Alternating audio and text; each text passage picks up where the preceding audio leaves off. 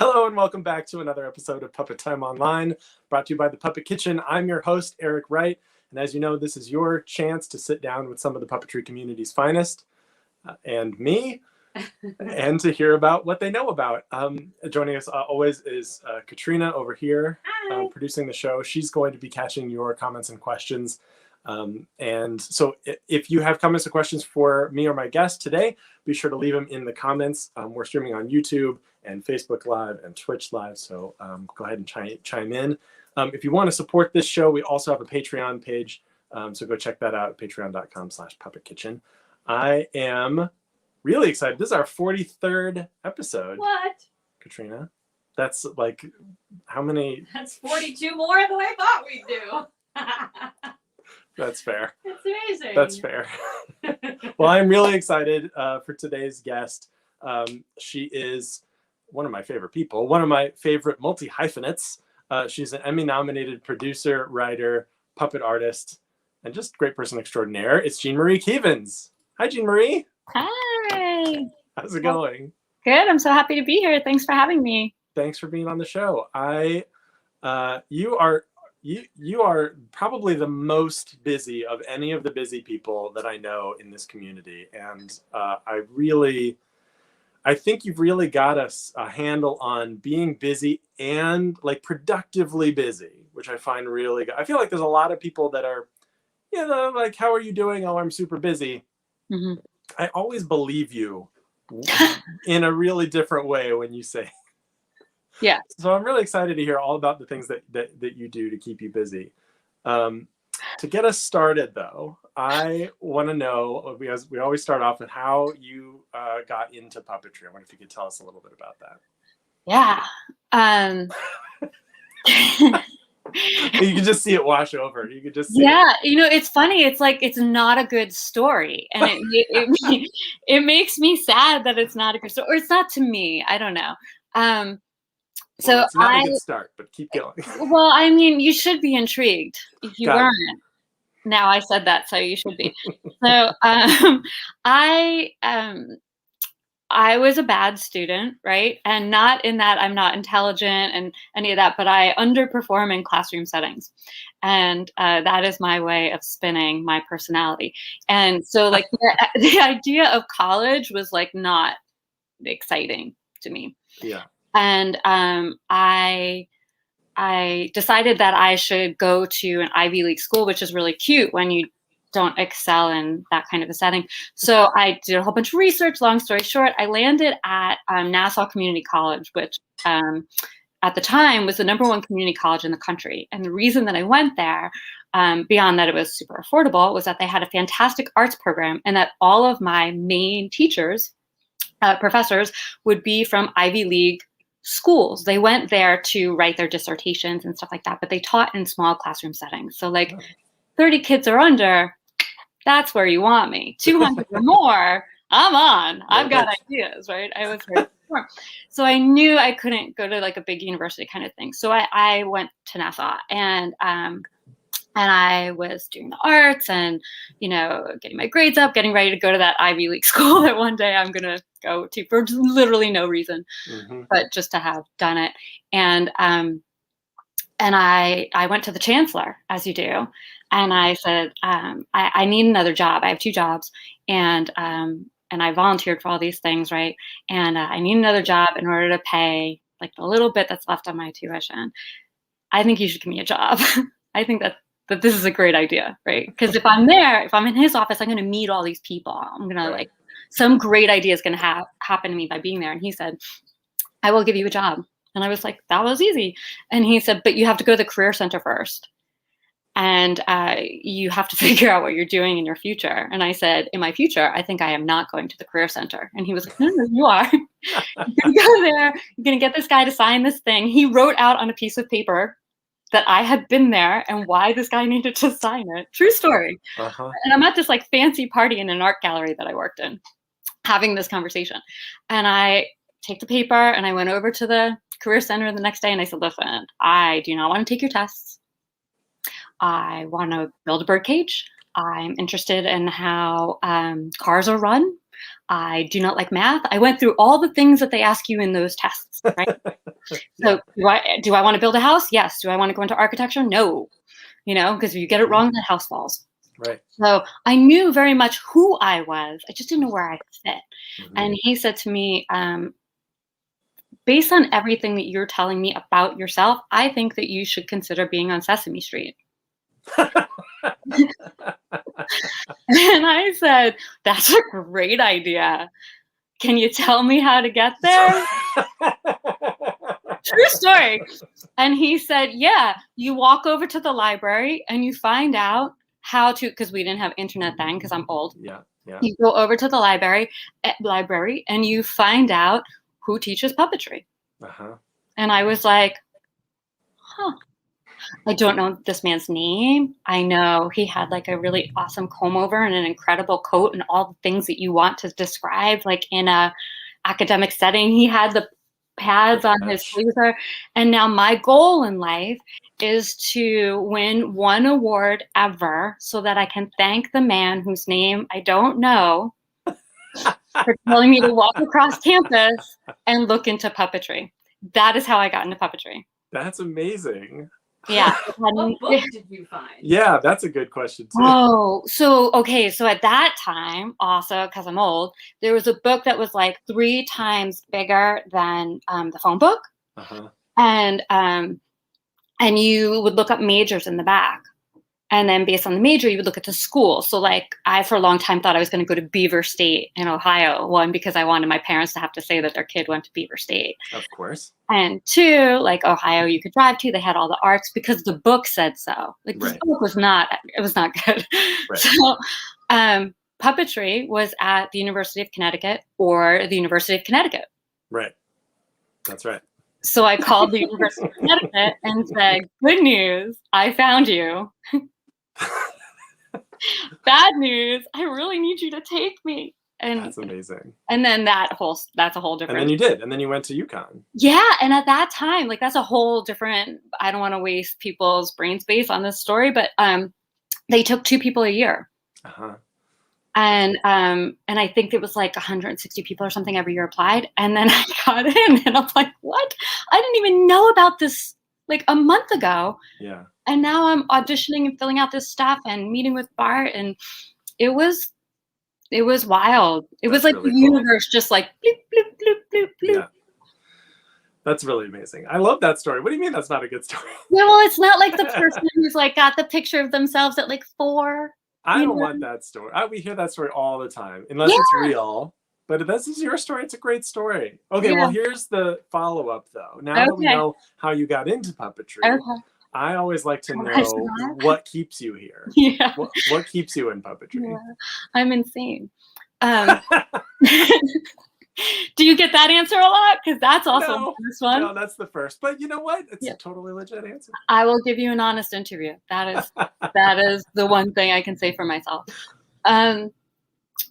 Yeah, I think it's exactly what actually called me to it once I started like meeting with Bart at UConn and talking about what puppetry is. I love the idea that you can use object to express yourself, that you can remove your physical being from something. I don't really like being looked at as a person. Mm-hmm. I like to be present in a space. Mm-hmm. And I thought that I would travel the world and teach through nonverbal communication in various cultures, and I would take those cultures back here. And I thought that was my journey, and it probably still is. It's certainly been a part of it. But it's the people. And yes, I love the puppetry community. I'm in no way disavowing that when I say this. It's the people that you come across when you are partaking in the puppetry Sure. that keeps me coming, right? I love the community. I feel like every time I move away, they like pull me in. Mm-hmm. And I'm grateful for that, but that also can be limiting. Mm-hmm. So I think the thing that keeps me going is the opportunity to say, yeah, I know that you've done that, but I'm going to do this. Like there's always that one more story, that one more thing. I'm curious. I'm an infinitely curious person. Mm-hmm. And I think puppetry has no end to that. Mm-hmm. So every time I've left to do fashion. I've left to do a whole bunch of stuff. I always come back. Yeah. So I think I think it will always be part of me. That's really cool. Now, we were talking earlier also that you have so many different facets of, so many different things that you do. Yeah. You describe yourself as a multi-hyphenate, which I love. So you produce a ton, and I feel like your role in the puppetry community is, as a producer, is huge because there's so few people that are, I think, in the community that really say like, this is part of my identity as being in the community. Like, Right. a lot of people I think are designers, but then they have to produce, or they're puppeteers, but then they also have to do another thing. But I really feel like you lean full into being a producer, and you also lean full into being a writer and a performer.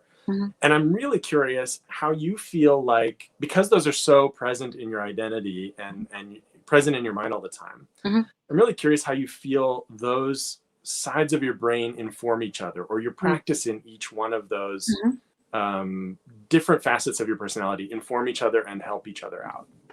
Yeah. I love that you're asking me this question. I don't know if you're hearing what I'm hearing, but like there's a storm like rolling in right now, and there's like thunder rolling as you're talking about my personality. I'm like, also out. feels right. Yeah, I see the screen getting darker. Tell me if I need to turn a light on.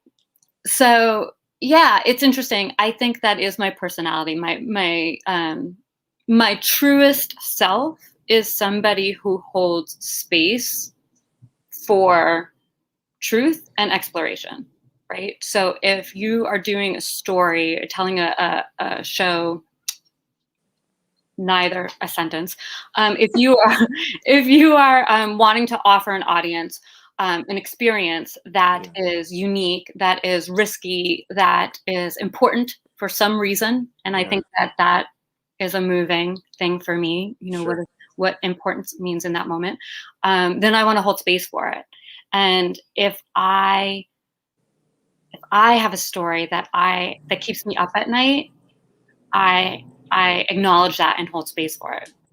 So I think that's how that happens, right? Like where I say, okay, in order to make this show happen, I have to focus on money, because there are people who are doing these pieces.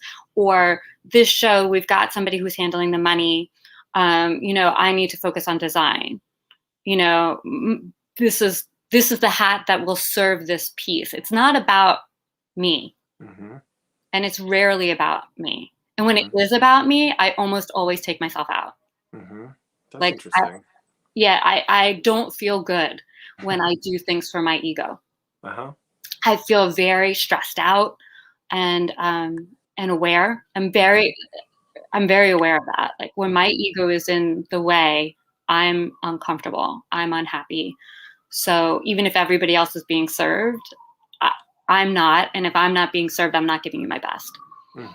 So does that extend to just like, when you say doing things for your ego, does that extend to just like things that you are interested in, or is it like putting your interests, like, oh, I'd like to design a show with, this kind of technology, or I'd like to explore, this kind of a show, like doing a show with this kind of puppetry technique. Are you talking about like answering those kinds of interests of yours, or is it something else?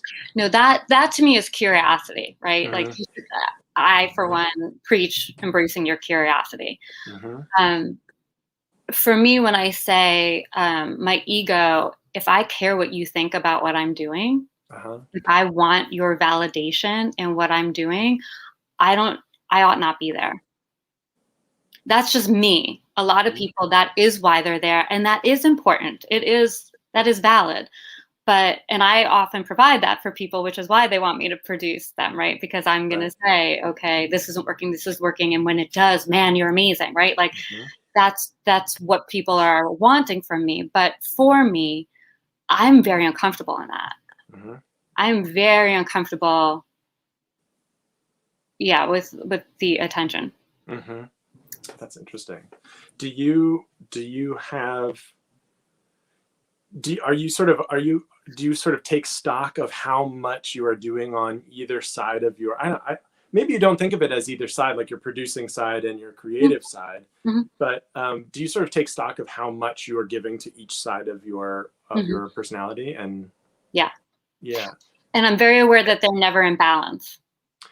Do you seek that balance, or do you kind of accept that they are not in balance? I accept that they're not in balance because for me, it is seamless for me in my life to wear both hats, but in a creative space, it is difficult for others, for me to wear both hats. It is very difficult for me to walk into a rehearsal room and quietly ask the director questions and then have them say, hey, can you go do that? And then I go behind a screen and perform the thing.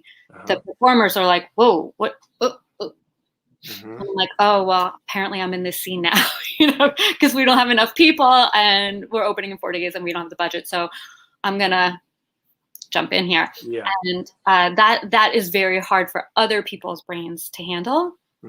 So I think signals are very important and for other people's comfort. And so I try to be aware of that. Does that make sense? Yeah, that totally makes sense. Do you or I guess how do you make this? I'm also really curious because a lot of puppeteers, like myself included, are very interested in lots of different things, and because we're puppeteers and it's a small community, a small market, like we oftentimes have to be good at lots of things in order to stay viable. But I've also noticed as a producer that my best work gets done when I'm only doing one of those things at a time. 100%. And I'm curious how you approach that with yourself or with other creative people that you're working with about making that space where they can just do one thing at a time. Okay, so I'm hearing two questions. So if I am creating space for somebody else, we talk about that as a team. Right, we get everybody on the team together. Here's a schedule. Here's an idea of the schedule. Right, to me, everything's an idea. This is an idea of what this is. We'll find out what it is when we're done.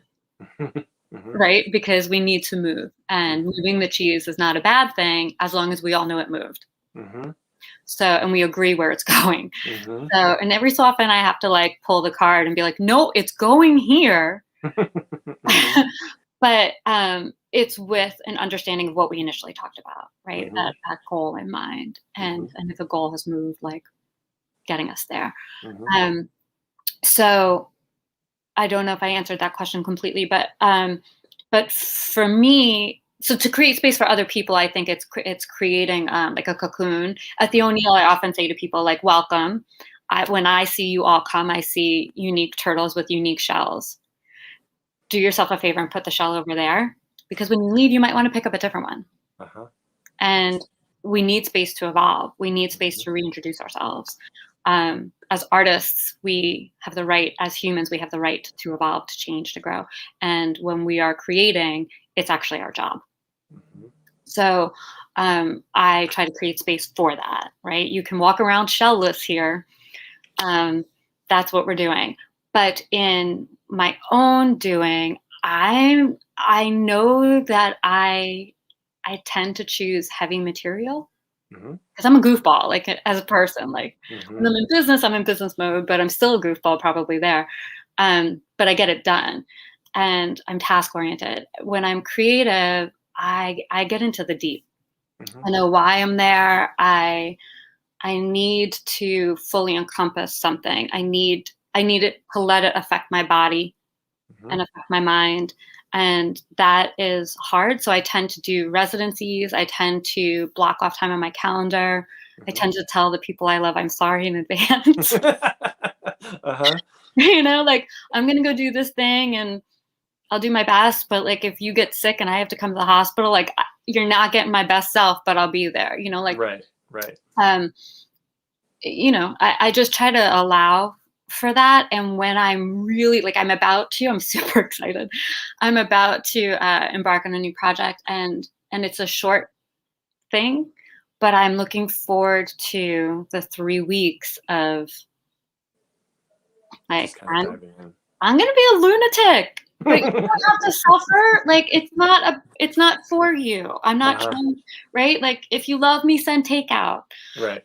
You know, stay away. Let me just spin out a little bit. And I think for me, creatively, that's when I'm really excited, when I just let myself spin out. Mm-hmm. How did you develop this kind of, because it seems like you have a really great awareness of what your process is. Yeah. How do you develop that awareness of like what you need for yourself, for your creative self to work best? I think you have to be super honest. And that I came out of the womb that way. You know, I did. You know, like I have always been the person who's like, why can I have this big meal that's made for 12 people, and that man right there who's looking at me isn't supposed to eat? Mm-hmm. Can we have 3 takeout containers before I eat? You know, like I've always been that person to just see what I see to be true and acknowledge it. If I don't, it eats me. You know, it's just, I can't function. Yeah. So yeah, I think that's just kind of an innate quality. And then in terms of like the skill of it, like, you know, I'm more and more moving into coaching and consulting because I've become aware of my systems. But I don't believe that my systems are your systems. I don't believe that. I believe it's good to try on somebody else's systems. Right. And to leave space for yours to change. Mine change all the time. I love a good idea of like how to simplify something. Really? You want to simplify this? I am in. I am always in for that, you know? Yeah. But yeah, I think I read the books, I take the classes, I go to the things, I try it on. And if it doesn't work for me, I put it down. Yeah. Try on a bunch of new shells. Right. And again, that's not about my ego, right? Like, oh, I failed epically, but I so tried. Like, cool. Yeah. And I did it quietly, so no one saw it. Which I think is the thing about me that doesn't always make sense to people, right? Because they like when you just said, you know, you're always busy. Not really.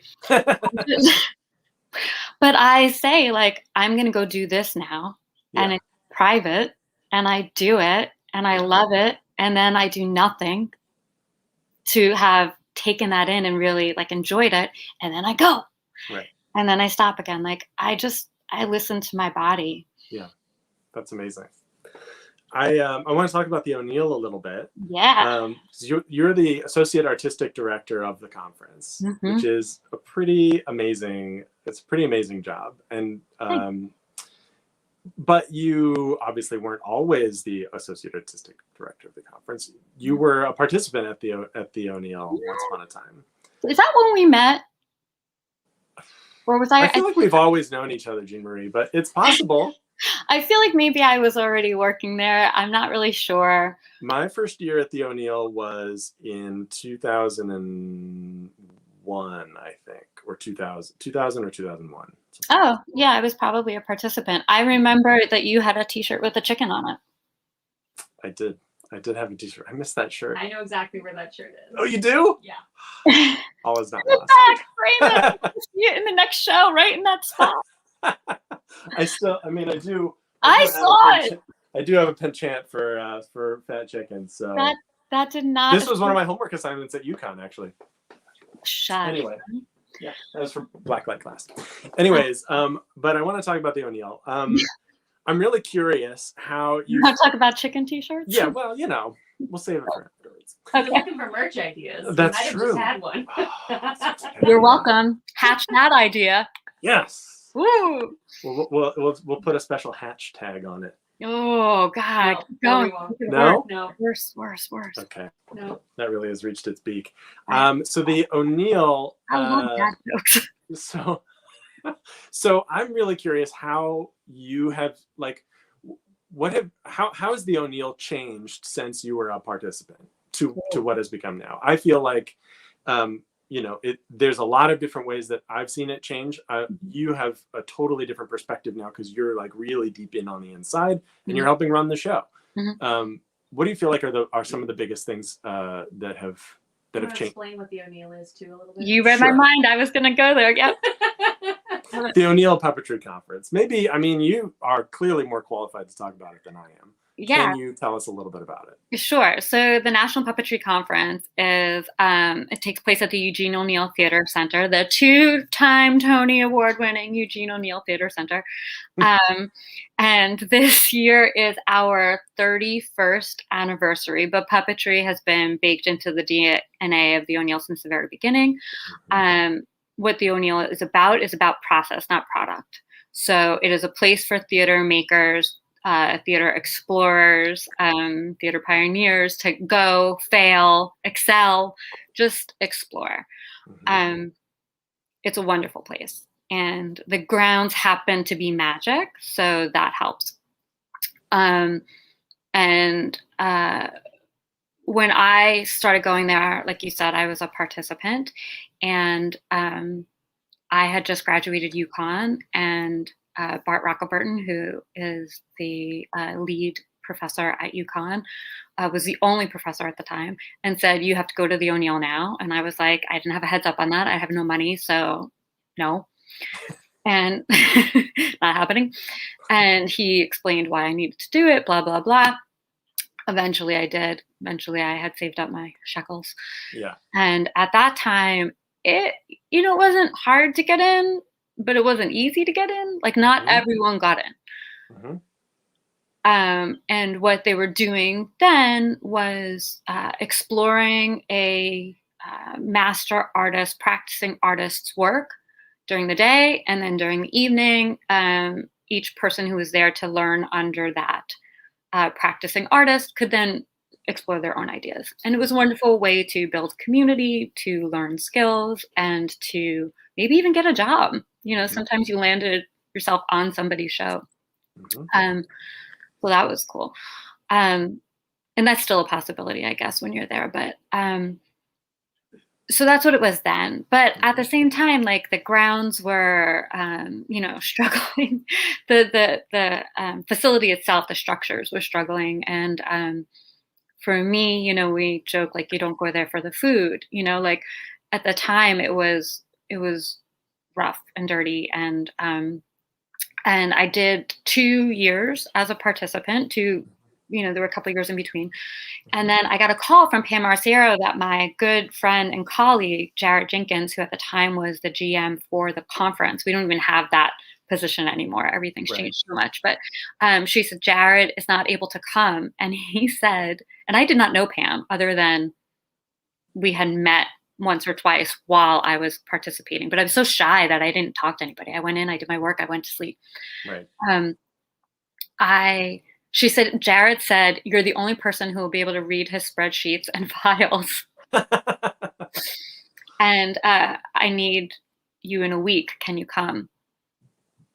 And I said, "Yes, but I will come if I can walk you through the participant experience. We walk into a bedroom, we smell a pillow, we get in the shower. I want you to understand what it's like to be on our side, because I think we can do better." And she was like, "Okay." And she really just needs somebody to read the spreadsheets. But I felt like, if I'm going to be there, then why am I there? Like, anybody can read a spreadsheet, just puppeteers don't know that. So I just tried to make a difference while I was there. And now here we are 17 years later.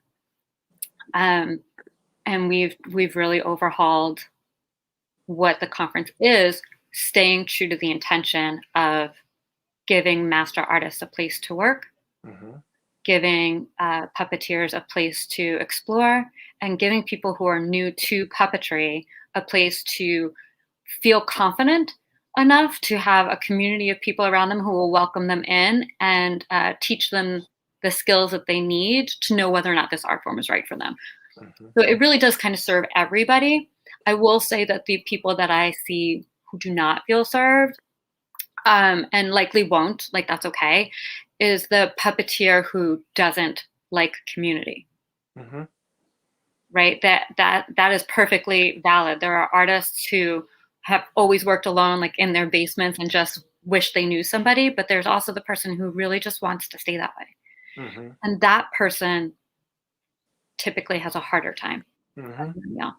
But everybody else, like, it's kind of Shangri-La. It is amazing to have a week that's really that's devoted to developing community within, like, within this small group of artists who are out there, like, putting them, trying new things to really focus on developing connections between people as well. I think is really incredible. And, I owe a lot of my success to going to the O'Neill, and still think that it, the first time I went, like, literally changed my life, like literally, introduced me. It was the first time I was surrounded by other people who wanted to do puppetry as much or more than I did. And it was a totally different experience for me. Yeah. Do you feel like there are things that people get wrong about what the O'Neill is or what it's for? Or Yes, thank you for leading that question. I love that question, and I sometimes forget to bring it up. The O'Neill is not elitist. And there is a beautiful rumor out there, started by people who want to have been in something that was elitist. Right? That is not what's happening there. If you happen to leave feeling that you've had a privileged experience, that's fantastic. That means that everybody did their jobs. That means that you learned how to be nurtured as an artist, and it's not an experience you've had before. That in no way makes the O'Neill elitist. And getting in is harder because we're growing, and the world of puppetry in this country is growing, not globally, in this country. Right? We've always taken people from other countries, and will continue to. We've continued to go to festivals and cultivate relationships throughout the globe. But that has always been part of the DNA of the O'Neill. But now that we have the interwebs, puppeteers are finding each other and able to get around. Transportation is different, right? It's cheaper to get to each other. The community is growing and will continue to grow, which is fantastic. But the infrastructure at the O'Neill will not, because it peaked. We've already pulled back. We hit it was too big, and the gift of it is the intimacy, and intimacy is not elitism. Those are two different things. So creating an intimate experience is fantastic, and we hope that other people do that too. I'm meeting with people throughout the globe, literally, who say, teach us a little bit about what you do. And I say, sure, but what can you do? Right? Don't copy our model. That's what we're doing. What isn't being done? And let's talk about how that can happen. Like, what other needs need to be served? Yeah. So yeah, I think that is the biggest rumor that I hear, that I'm always like, I object. And I understand where it comes from, very much so. Sure. Yeah. But there was a couple of years, I think you might have been there one of the years, that I during orientation, I'm just kind of like an idiot during orientation, because orientations are boring, right? So like, why not have somebody like crack some jokes and like, right. But during one of the orientations, I mentioned that when you look to the left and you look to the right, you will see two people who, hopefully when you leave, you will know a little bit better. And the next time you come, whether it be next year or not, hopefully the two people around you are different, because it's not always the same people who come. This is not a club. Right. We're curating space for creativity. Yeah. Are there some, obviously you guys have done an incredible job of adapting the O'Neill, a conference that relies on, in a large part, being in the same place and, at the same time. You guys have done an incredible job of adapting that model to an online community. Thank you. And, I'm really excited to see like how the O'Neill this summer is coming up goes. What are the other kinds of programs or other kinds of goals that you have for the O'Neill that you're excited about? Well, let me point out that I am not the lead ideator, right? Sure, but I guess in general, like, what are things that are talking about that get you excited, or like, where would you, something that Yeah. is exciting for a direction that it might go? Sure. I just don't want somebody else to call me and then be like, "You're really in charge." Like, That's true. yes and no. So yeah, that was just damage control. Sorry. That happens a lot. For me, I want to see it get smaller. Really? Yeah, that's the constant battle between me and Pam. Sure. And she'll tell you that Pam Arciero is the artistic director. And yes, we're having her on the show in a couple weeks, I believe. Oh, good. Oh, I hope you have her afterwards. And I hope that she says everything opposite of what I'm saying right now. Just for fun. She and I, we butt heads on certain things, but the heart of what we're doing and why we're doing it is the same. And, all those people who created the O'Neill, they are my mentors, right? They are, and right. To have some of them be my peers now is like a little bit shocking and also like sometimes funny. Yeah. But, I'm like, you can't fight me on this one. Sorry. I'm going to win this round. But for me, I would like to see it get smaller, and I would like to see another hit. Like when we get hits come out, and that's not the goal of what we're doing at all. Mm-hmm. But we tend to get global success, mm-hmm. right? For artists, not our success. It's not ours. Mm-hmm. And we wouldn't want it if somebody said that. But other than the 2-time Tonys, we love for the center as a whole. Yeah, we just love saying that because it's so nice to have a place where your job is to fail and to have somebody say, and because of that you win, right? That's right. That's the complete and total ethos of what it is we're doing. I mean, in reality, it's the only year you've ever failed at winning a Tony. Right. I mean, every other year you failed at winning a Tony. That's exactly what you're setting out to do. We are nailing it. Right? Almost perfect record on that one. We're consistent. So so I would like to see a new unexpected voice.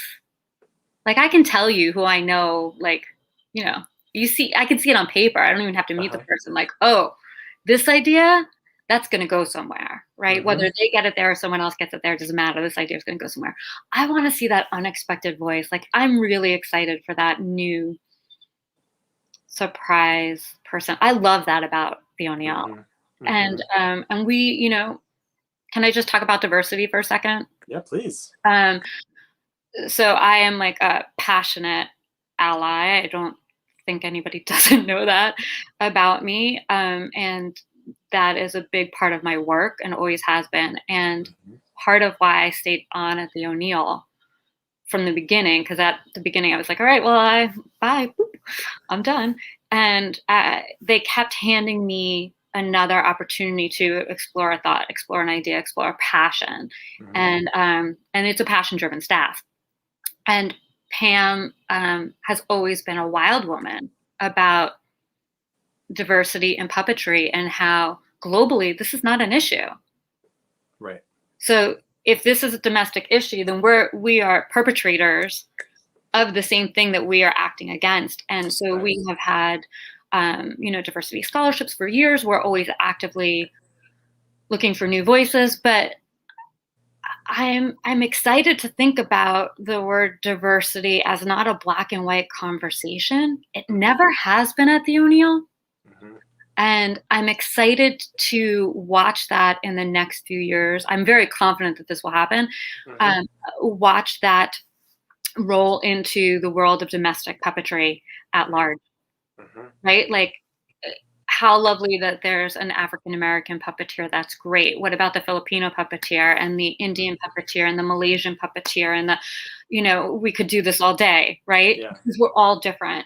And I look forward to the next few years of rolling out until really there isn't a diversity scholarship, there's an inclusion scholarship, period, right? Like Sure. everybody's getting money because everybody deserves to grow. I'm super excited about that. And we're getting there. We're so close. Yeah. I love that. That's great. I also am looking forward for that. I think again, like I feel like the O'Neill has such it plays such an important part in the community. Plays such an important. There's so few places. I mean, there really isn't any place like the O'Neill that is there to develop the community in that way. So I'm really, I hope only good things for it, and that it can bring in more voices, like you said. I think the more voices, the better. I've always really liked that about puppetry, where the community is pretty upfront about the fact that outside voices make the community better. Yes. I love that puppeteers come from people who are architects and people who are, and sculptors and in totally different walks of life, and they can all come to the community and make our community better. Yeah. Agreed. With that in mind, I have another, that's my transition into another question I have for you, which is that you have, again, like all this experience in production, and I think your website says you dabbled in hedge funds a little bit. Oh yeah. Or like working on working in like an executive sort of business related. You're also like a habitual entrepreneur, as I understand. Yeah, I literally just made a trade before we got on today. I was like, I really want to snatch that up. So you started an academy with your production company, Little Shadow Productions. Mm-hmm. And I think yesterday you taught a class about effective communication with clients. Is that right? Mm-hmm. So I want to know, do you notice trends in communication with executive people, business type people, that are very different than trends of communication with creative people, or so people in the theater community? Yeah. And if there is a difference between those, do you see if there's differences between those trends, what kind of bridging of that gap can we do? It's a great question. I can't say that I see a trend at this moment. It doesn't mean that it's not there. I just haven't really done a mental deep dive on it. I will now. Sure. But I will say that discipline is a big difference between the two. We have a lot of discipline to as artists to say, I am passionate about this, so, right? And then that misuse of the word can sometimes allow us permission to spin out in ways that aren't constructive. And this is a major overstatement, by the way. I'm very aware that this is does not apply to everyone and everything. Sure. But blanket statement, in business, in specifically hedge funds, because people are risky and they are wild. Hedge funds are all the things that we think it is in movies a lot of the time, right? It's what did you just say to that person across a room? And why are they bringing you lunch now? They should be throwing that in your face. And why are you playing ping pong? What? They're all over the place, but they understand their process so much more intimately than we do, that it is understood that I am playing ping pong in this moment because I am ideating. I am letting this thing happen in the back of my head while I distract myself physically. I'm joking with you. I'm thinking about this thing. I put it down. I rest. I nourish myself. I know what it is. Mm-hmm. There is a different acknowledgement of that than there is in the creative world. That's interesting. I just did I sent out an e-blast about procrastinating. Mm-hmm. And you finally got around to it. I'm glad. Yeah, thank you. Mm-hmm. And I said, I wish you procrastination.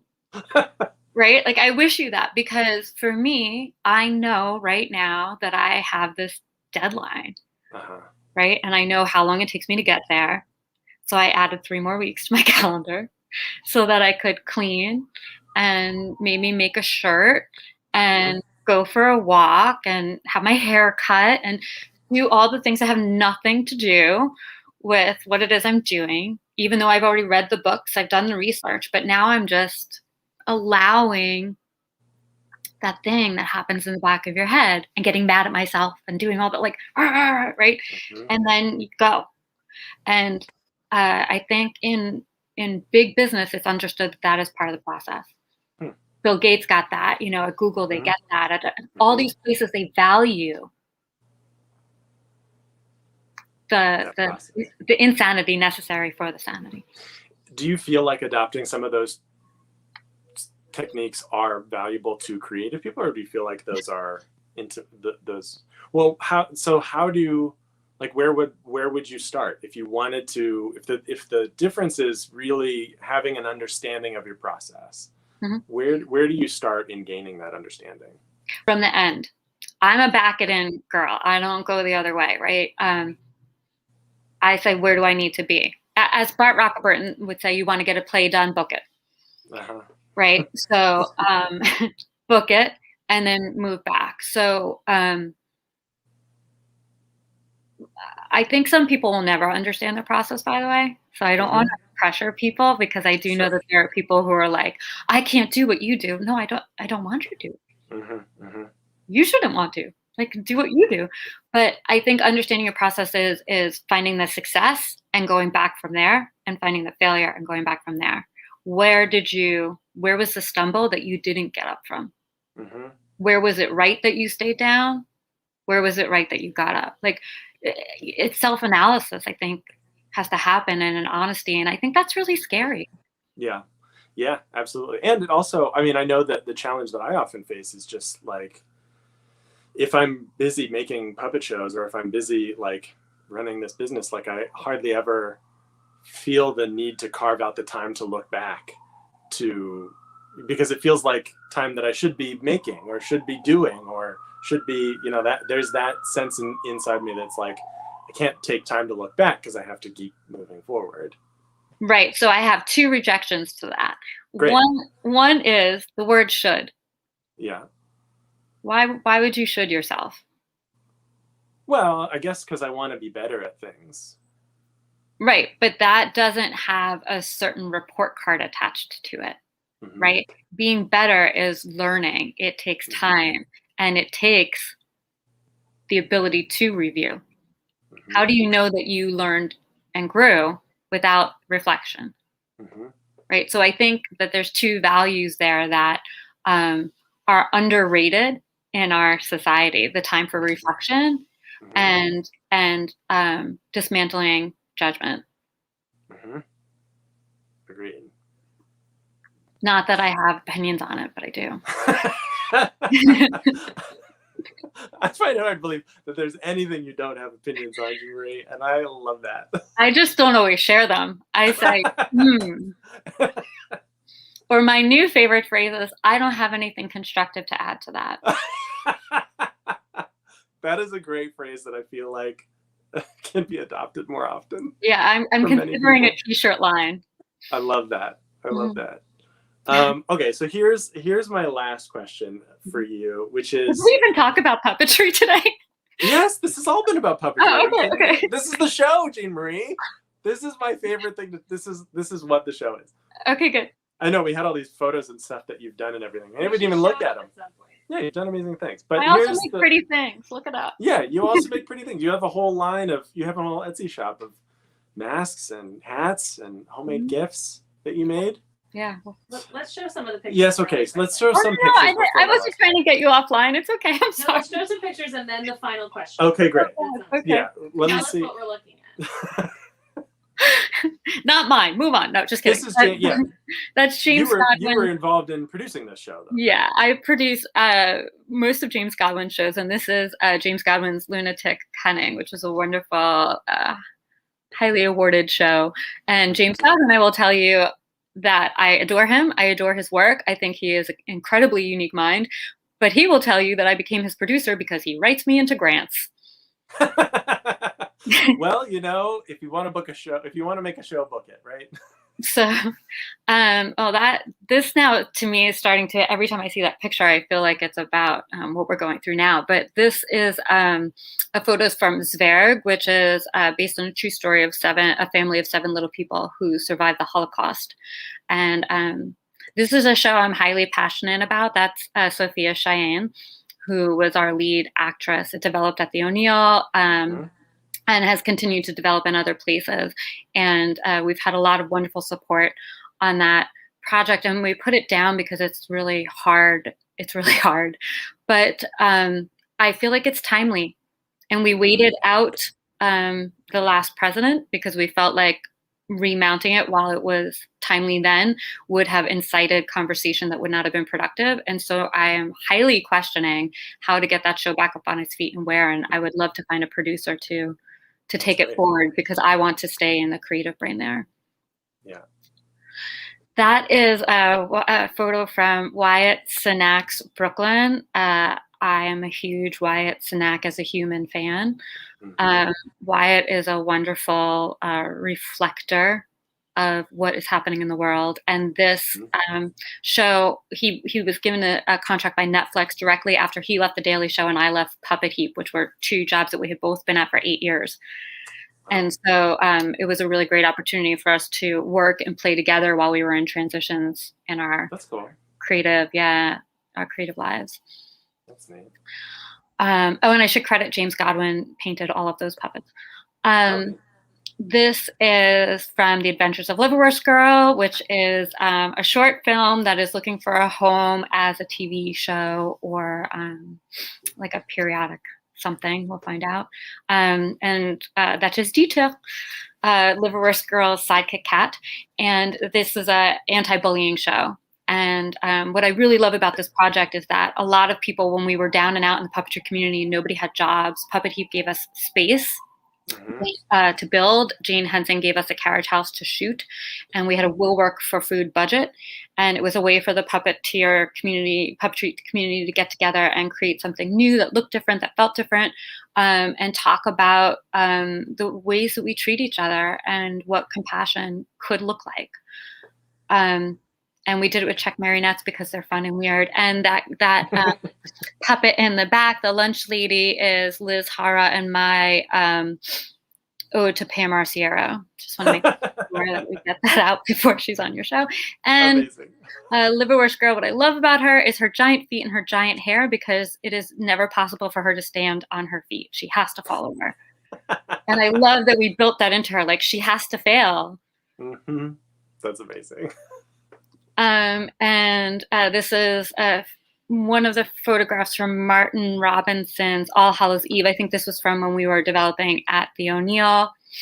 Two iterations there, and then we just closed a very well-reputed off-Broadway run. It was sold out, and it was wild. Did you get to see that? Yeah. Yeah. I went and saw it. It was great. That was another show that I was supposed to be producing and somehow ended up performing one night. That's cool. Yeah. Every one of those shows, with the exception of James Godwin's, at some point I like took off my dress, put on my blacks, ran somewhere, did something, performed for 20 minutes, and came back out and thanked everyone for coming in my dress at the end. Every single one of those projects. It's a trend. It's a trend, but it's funny. Like, it's a funny thing to be able to be like, oh God, I did end up getting in there. How did that happen? I think this is one-man show, so I can't be in them. Well, right. That makes sense. Actually, his opening night of the Flatiron Hex, his monitors went down, or his overheads went down, and the New York Times was there. And myself and the lighting designer just kind of like slowly went down, and we walked onto stage, and, you know, we both happened to be wearing like acceptable clothing, and we puttered around and got everything back up and went away. And they wrote about it in the New York Times as this part of the performance. Of course. I'm sure they ate it up. And James was like, "You just want to be in my show." I'm like, yeah. I kicked out the cord. That's amazing. Well, I have one more question. Yes. This is the asking for a me question. the question is, what do you, we're both big parts of the puppetry community. We both have a lot of things that we do for the community as a whole. Yeah. The bigger question is, what do you think the puppetry community needs more of? And this little part of that question is, what can I do to help that?